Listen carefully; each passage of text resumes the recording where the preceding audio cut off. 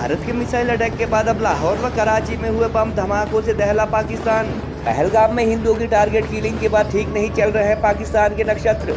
आतंकिस्तान के 9 terror camp तबाह करने वाली भारतीय मिसाइल में से एक को भी इंटरसेप्ट न करने के लिए खुद पाकिस्तानी ही उड़ा रहे हैं अपनी आर्मी का मजाक। बलूचिस्तान की आज़ादी की मांग कर रही BLA द्वारा आने वाले दिनों में गतिविधियां और तेज किए जाने का अंदेशा। बलूचिस्तान के फ्रीडम फाइटर के अलावा अफगानिस्तान भी पाकिस्तान को सिखा सकता है सबक। भारत के ऑपरेशन सिंदूर में मारे गए सैकड़ों आतंकियों की संख्या छिपाने की कोशिश भी कर रहा है पाकिस्तान।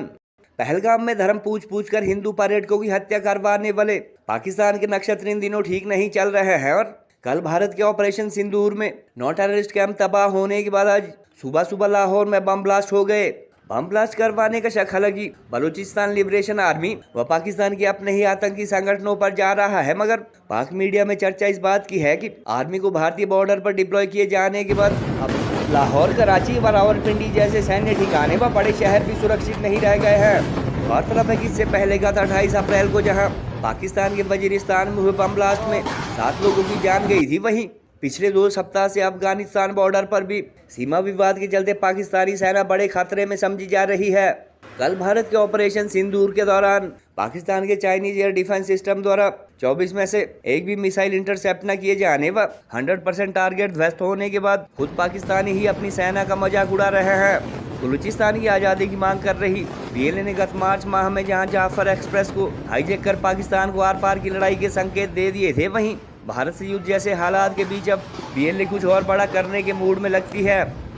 भारतीय सेना के महिला ऑफिसर्स के नेतृत्व में ऑपरेशन सिंदूर में मारे गए सैकड़ों आतंकियों हाफिज के परिवार के लोगों को लेकर पाकिस्तान हालांकि जानकारी छुपाने की कोशिश कर रहा है, मगर सोशल मीडिया पर ऑपरेशन में मारे गए लोगों की तस्वीरें अथवा वीडियो लगातार वायरल हो रहे हैं। इनके अंडर कंट्रोल पाकिस्तान के उन आतंकवादियों पे ये मिसाइल लॉन्च किए गए हैं सुफिया कुरैशी और भाई उमेका सिंह की तरफ से। और पाकिस्तानियों शर्म कर लो, लड़कियों के हाथ से पिट गए।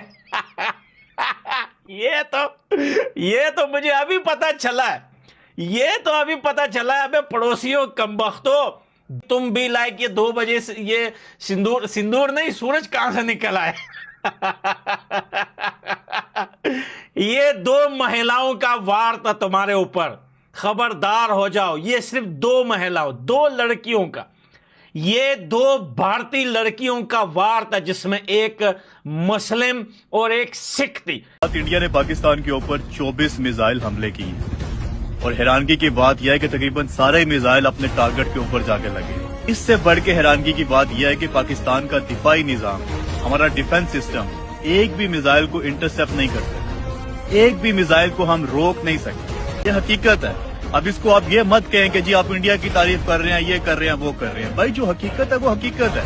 आप सुनते आ रहे हैं कि ईरान 200 मिसाइल फायर करता है, 400 मिसाइल फायर करता है, इसराइल के अंदर जाके एक आधी गिरता है, बाकी सारे के सारे इसराइल इंटरसेप्ट कर लेते हैं। ऐसा मजबूत दिफाई निजाम है इसराइल का। उलमाए दीन से मैं एक सवाल पूछूं कि अगर हम इंडियन एक्टर से हमारी लौंडियां बन के आती हैं तो हमें इजाजत है लौंडी बनाने की कि नहीं है इजाजत?